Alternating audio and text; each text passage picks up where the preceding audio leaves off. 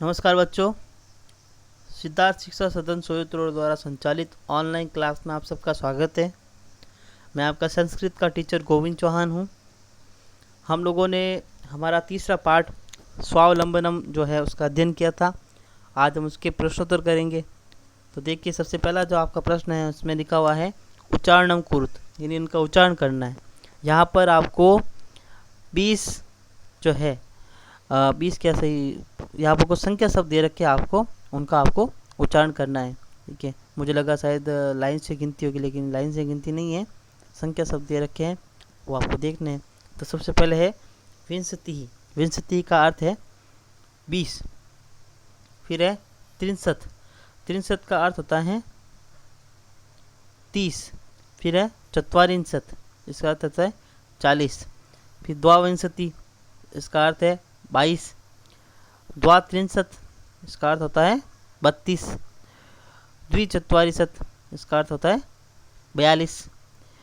फिर देखिए चतुर्विंशति यानी 24। पंचविंशति यानी 25। अष्टाविंशति यानी 28। नवविंशति यानी 29। त्रयस्त्रिंशत यानी 33। चतुस्त्रिंशत यानी 34। अष्टात्रिंशत यानी 38 और नवत्रिंशत यानी 39। फिर देखिए त्रयश्चत्वारिशत यानी 43। चतुश्चत्वारिशत यानी 44। सप्तचत्वारिशत यानी 47 और पंचाशत का अर्थ होता है 50। तो ये संख्यावाची शब्द है जो आपको लिखने हैं। आपका होमवर्क में भी यही होगा साथ में कि आप जब ये शब्द लिखो तो साथ में आपको, जैसे विंशति है तो इसका मैंने जो बताया कि 20 बताया तो 20 लिखना है। द्वाविंशति 22 बताया तो 22 लिखना है। चतुर्विंशति है तो 24 बताया 24 लिखना है। तो इस प्रकार से आपको ये भी लिखना है। आगे देखिए आपका अगला सवाल।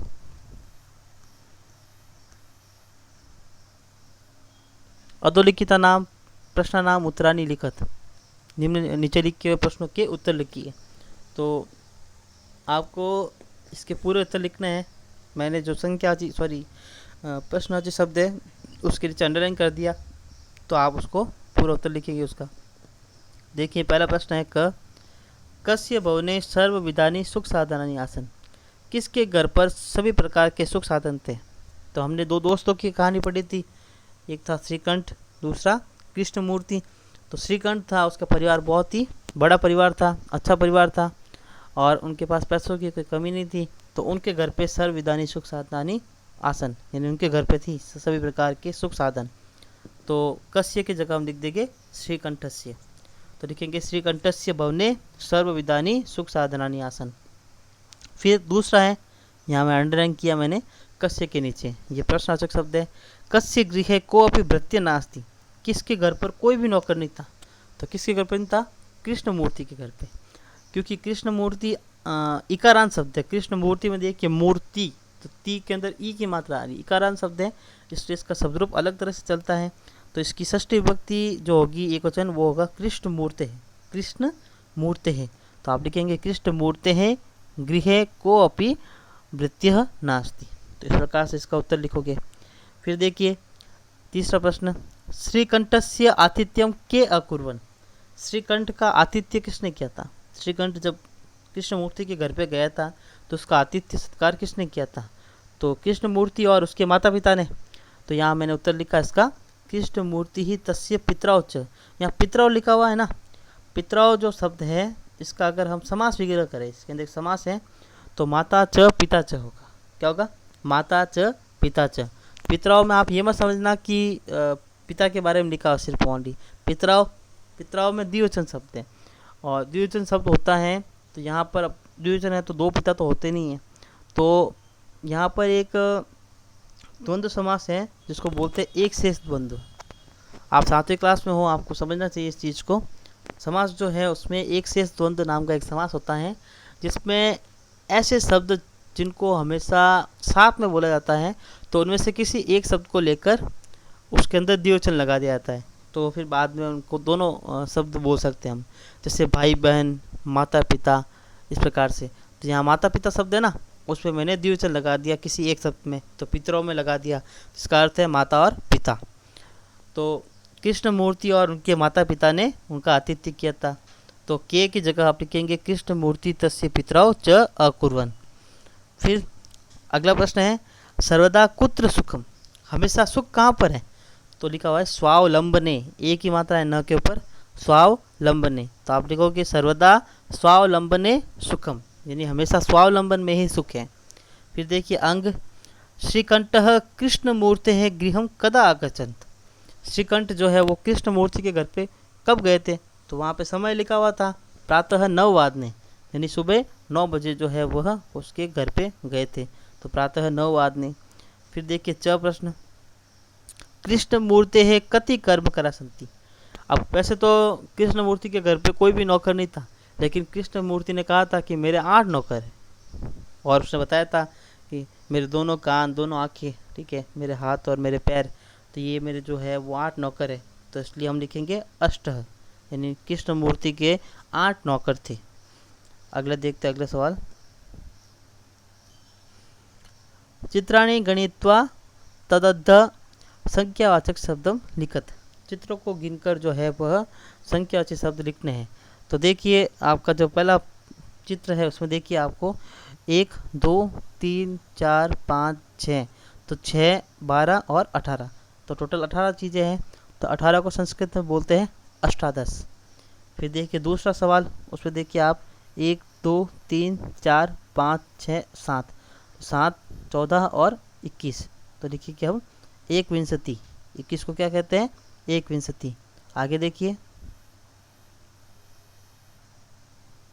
यहाँ पे देखिए आप 1 2 3 4 5, तो 5 उसके बाद 10 और ये 15, 15 को कहेंगे पंचदश। फिर देखिए मोमबत्तियाँ हैं 1 2 3 4 5 6 7 8 9 10 11 12, तो 12 है, 12 को 12 उसके बाद 24 और 36, तो देखिए कि हम षड 63, 36 को बोलते हैं षड 63। उसके बाद देखिए आगे कैची है, ठीक है, तो उसको 1 2 3 4 5 6, तो 6 12 18 और 24, तो लिखेंगे हम चतुर्विंशति। 24 को संस्कृत में कहते हैं चतुर्विंशति। फिर देखिए पत्ते हैं, पत्ते कितने? 1 2 3 4 5 6 7 8 9 10 11, तो 11 उसके बाद 22 और 33, तो 33 को संस्कृत में कहेंगे त्रयस्त्रिंशत्, त्रयस्त्रिंशत्, ये स है बीच में और त्रिंशत् सब लिखा हुआ है। आगे देखिए अगला सवाल मंजूषात अंकानाम कृते पदानि चिनुत, मंजूषात ये जो दे रखे हैं इनमें अंकों के लिए हमको पद चुनकर लिखने हैं। तो यहाँ पर अंक दे रखे हैं तो हमको शब्द लिखने हैं उनके, ये सारे अंक दे रखे हैं, पीछे भी और हैं। पहले देखते हैं मंजूषा, मंजूषा यानी ये जो उदाहरण दे रखे हैं वो देखते हैं। तो उदाहरणों में क्या क्या लिखा हुआ है? चत्वारिंशत् यानी 40, सप्तविंशति 27, एकत्रिंशत् 31, 50 50, अष्टाविंशति 28, 63 30 और चतुर्विंशति यानी 24। तो देखिए सबसे पहले है 28, तो 28 को कहेंगे हम तो अष्टात्रिंशति, अष्टाविंशति। फिर देखिए 27, 27 को बोलेंगे सप्तविंशति। फिर है 30, 30 को कहते हैं त्रिंशत्। फिर है 31, उसको बोलेंगे एक त्रिंशत्। आगे देखिए फिर है 24, 24 को बोलेंगे चतुर्विंशति। फिर है 40, जिसको बोलेंगे चत्वारिंशत्। और है फिर 50, जिसको बोलेंगे पंचाशत्। अब देखिए आपका अगला 5वां सवाल चित्र दृष्ट्वा मंजूषात पदानि च प्रयुज्य वाक्यानि रचयत, चित्र को देखकर मंजूषा में दिए गए पद चुनने हैं और हमें वाक्य बनाने हैं। तो यहाँ पर आपके सामने किसान के 3 चित्र दे रखे हैं, 3 चित्र हैं यहाँ पर अलग अलग, जिसपे पहला चित्र है उसमें एक किसान है जो कि क्या कर रहा है, हल जोत रहा है, खेती कर रहा है यहाँ पर। फिर दो किसान हैं वह यहाँ पे खोद रहे हैं कुछ, और फिर बाद में 3 किसान हैं वो धान रोप रहे हैं। तो यहाँ पे देखिए बहुत सारे शब्द दे रखे हैं, पहले दिखा हुआ है कृषका, फिर कृषकौ, फिर एते, फिर धान्यम, एसह कृषकः, एताव क्षेत्रम, कर्षति, कुरुतः, खनन कार्यम और रोपयंती, ये सब दे रखे हैं। तो हमें क्या करना है कि पहले में एक किसान है तो हमको सारे एक वचन वाले शब्द अलग लिख देना है। फिर बाद में 2 किसान हैं तो द्विवचन वाले, और फिर बाद में बहुत सारे किसान हैं तो बहुवचन वाले शब्द हमको लिख देने हैं। तो देखिए मैंने क्या किया, मैंने यहाँ पर उदाहरण देख के उसके हिसाब से ये किया। सबसे पहले लिखा एसह कृषकः क्षेत्रम कर्षति। यह कृषक जो है वह खेत जोत रहा है। खेत क्या कर रहा है? जोत रहा है। तो पहला हम देखिए, आप बिल्कुल यहाँ पर एक वचन लिया मैंने, एसह कृषकः क्षेत्रम और कर्षति, ये सारे एक वचन है। दूसरे में मैंने लिया है द्विवचन वाले सारे शब्द। तो एसह के बाद आता है एताव, तो एताव कृषकाओं में भी द्विवचन है। खनन कार्यम और कुरुतः, तो अतः जुड़ा हुआ है, तो कुरुतः, तो ये द्विवचन हो गया। तो 2 जो किसान है वह क्या कर रहे हैं? खनन कार्य, यानी खेत को खोद रहे हैं। फिर है तीसरे में देखिए आप एते, तो देखिए एसह एताव एते, तो एते शब्द बहुवचन हो गया। कृषकः भी बहुवचन हो गया। धान्यम रोपयंती, अंति जुड़ा हुआ है, तो यह जो बाद में सारे किसान है वह धान रोप रहे हैं, तो यह बहुवचन वाले शब्द हो गए। तो एते कृषकः धान्यम रोपयंती। आगे देखिए छठा सवाल। छठे सवाल में आपके सामने हैं कुछ समयवाचक शब्द है, उनको लिखने हैं हमको। तो ये टॉपिक जब हमने व्याकरण का अध्ययन किया था 1 महीने पहले, तब हमने पढ़ा था। उसमें मैंने आपको बताया था समय कैसे लिखते हैं। यहाँ पे देखिए समयवाचक शब्द लिखना है हमको। उदाहरण दे रखा है सबसे पहले 10:30 का, जिसको बोलते हैं सार्ध द्वादश वादनम। ये गलत लिखा हुआ है बच्चों, यहाँ पे देखिए किताब ने भी गलती की है। उदाहरण दे रखा है 10:30 का, तो यहाँ पर सार्ध द्वादश नहीं है, द्वा को हटा देंगे आप, ये किताब ने गलत लिखा हुआ है, ठीक है। द्वादश नहीं, यहाँ पर सार्ध 10 वादनम ऐसे लिखना आपको। किताब ने गलती कर रखी है, आप गलती नहीं करेंगे, मैंने बता दिया आपको। अब देखिए 7 बजे, तो 7 को बोलते हैं सप्त, और वादनम मैंने आपको पहले बताया था कि जब साढ़े होता है तो साढ़े को बोलते हैं सार्ध, साढ़े को क्या बोलते हैं? सार्ध। और उसके बाद में पहले सार्ध लिख देंगे, उसके बाद जो भी टाइम हुआ है वह लिख देंगे। तो 7 बजे तो सप्तवादनम। अब देखिए वैसे तो इसको 2:30 बोलते हैं, लेकिन 2:30, 2:30, तो सार्ध द्विवादनम। 11 बजे हैं तो एकादश वादनम। 4:30 बजे हैं तो सार्ध चतुर्वादनम। 1:30 बजे हैं जिसको बोलते हैं 1:30, तो सार्ध एक वादनम। यहाँ मैंने संधि कर दी है, सार्ध एक लिख दिया है, यहाँ वृद्धि संधि करके सार्ध एक वादनम लिख दिया मैंने। फिर देखिए 5 बजे है तो पंचवादनम। 3:30 बजे तो सार्ध त्रयवादनम। 9 बजे है तो नववादनम। 12:30 बजे तो सार्ध द्वादश वादनम। 8 बजे हैं तो अष्टवादनम, और 7:30 बजे तो सार्ध सप्तवादनम। तो इस प्रकार से हम लिख देंगे। अगला सवाल देखते हैं। 7वां सवाल देखिए आप। मंजूषात पदानी चित्वा रिक्त स्थानानि पूर्यत, यानी यहाँ पे जो पद दे रखे हैं उनसे रिक्त स्थान की पूर्ति करनी है। तो खाली जगह दे रखी है, खाली जगह लिखा है ऋतवः भवन्ति, तो ऋतुएं कितनी होती है? 6 ऋतुएं होती है, तो हमने लिख दिया यहाँ पर षड्। मासाः भवन्ति, मास कितने होते हैं? महीने कितने होते हैं? 12, तो द्वादश, तो हमने लिख दिया यहाँ पर द्वादश। फिर एकस्मिन् मासे खाली जगह अथवा खाली जगह दिवसा भवन्ति, एक महीने में खाली जगह या खाली जगह दिन होते हैं, तो या तो 30 होते हैं तो 63, या 31 होते हैं तो 163, तो यहाँ पे लिखेंगे 30 या 31। फिर लिखा हुआ है फरवरी मासे सामान्यतः खाली जगह दिनानि भवन्ति, तो फरवरी 4 साल में तो एक बार 29 की आती है, बाकी तो 28 की आती है, तो सामान्यतः 28 दिन होते हैं, तो अष्टाविंशति दिनानि भवन्ति। फिर बाद में अंग है मम शरीरे खाली जगह हस्तोस्त, तो यहाँ पर ऑलरेडी देखो हस्ता और हस्ता लिखा हुआ द्विवचन, तो इसका मतलब 2, तो मेरे शरीर में 2 हाथ हैं, तो हम ऐसे लिखेंगे। अब सवाल से अलग यहाँ पर ध्यातव्य एक अलग से लिखा हुआ है। इसमें आप देखिए हम लोग भारतीय लोग हैं, और भारतीय महीने जो है हम लोगों को, कई बच्चों को याद नहीं होते, जबकि हम भारत के हैं और भारतीय चीज़ें हमको याद नहीं है। तो इस चीज़ को सिखाने के लिए वापस आपको यहाँ पर ध्यातव्य में यहाँ पर कुछ लिखा हुआ है, उसका आप ध्यान से देखिए। यहाँ लिखा हुआ है भारतीय समय अनुसार मासा नाम ऋतु नाम च नामानी, यानी भारतीय समय के अनुसार मास और ऋतु जो है उनके नाम लिखे हुए हैं, तो वो हम देखते हैं। तो देखो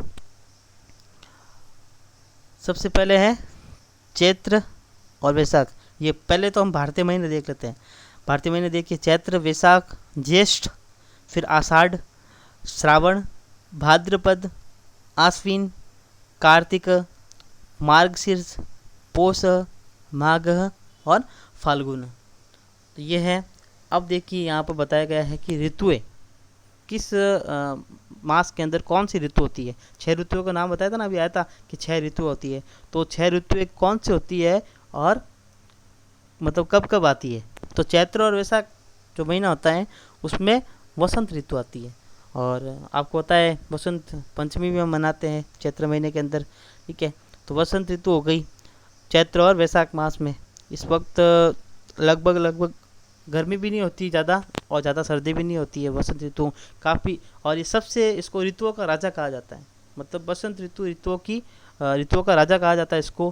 कारण ये है कि इस वक्त ना तो ज़्यादा तेज़ सर्दी और ना ही ज़्यादा तेज़ गर्मी होती है। एक ऐसा मौसम होता है जिसमें हम ये भी नहीं कह सकते कि गर्मी पड़ रही है या ये भी नहीं कह सकते कि सर्दी पड़ रही है।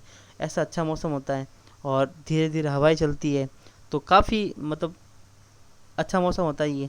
फिर देखिए तीसरा, ज्येष्ठ और आषाढ़, इसको बोलते हैं ग्रीष्म। और ज्येष्ठ और आषाढ़ महीने के अंदर बहुत तेज़ गर्मी पड़ती है। आपने देखा भी होगा ज्येष्ठ महीने में लोग बोलते हैं जेठ महीने में बहुत ही गर्मी पड़ती है। तो ये ग्रीष्म ऋतु वाले महीने होते हैं ज्येष्ठ और आषाढ़। फिर है श्रावण और भाद्रपद। तो श्रावण और भाद्रपद जो होते हैं ये होते हैं वर्षा ऋतु। यहाँ पर स्पेशली बहुत ज़्यादा बारिश होती है श्रावण और भाद्रपद में। अभी श्रावण महीने ही चल रहा है और भाद्रपद महीना आने वाला है, तो देखिएगा कितनी बारिश होती है। फिर है 7वां और 8वां, आश्विन और कार्तिक, इसको शरद कहते हैं। शरद, वैसे तो सर्दी अभी आश्विन और कार्तिक में तीन ही पड़ती है, लेकिन पुराने ज़माने के हिसाब से उस वक्त बहुत सर्दी पड़ती थी इस समय, तो शरद ऋतु। फिर मार्गशीर्ष और पौष, तो यहाँ पर बहुत ही ज़्यादा सर्दी पड़ती है इन दोनों महीने के अंदर, ठीक है। जिसको हेमंत ऋतु कहते हैं, इसमें हेमंत ऋतु होती है और हेमंत ऋतु के अंदर बहुत ही सर्दी पड़ती है। फिर देखिए 11वां और 12वां, माघ और फाल्गुन, इसको बोलते हैं शिशिर ऋतु। यहाँ पर सर्दी का प्रकोप थोड़ा कम होता है और धीरे धीरे गर्मी आने लग जाती है। तो ये 6 ऋतुएँ हैं। 6 ऋतुओं के नाम है बसंत, ग्रीष्म, वर्षा, शरद, हेमंत और शिशिर। तो ये 6 ऋतुएँ कौन कौन से महीने में आती है यहाँ पर लिखा गया था। आपको ये प्रश्न भी करना है, जैसे यहाँ पर उतार रखा है ऐसे करना है आपको। तो बच्चों, हमने आपके तीसरे पार्ट के सवाल पूरे कर दिए हैं। आप लोगों को यह अपनी उत्तर पुस्तिका में उतारना है और मुझे समय पर शाम को 4 से 5 बजे के बीच में भेजने हैं। धन्यवाद।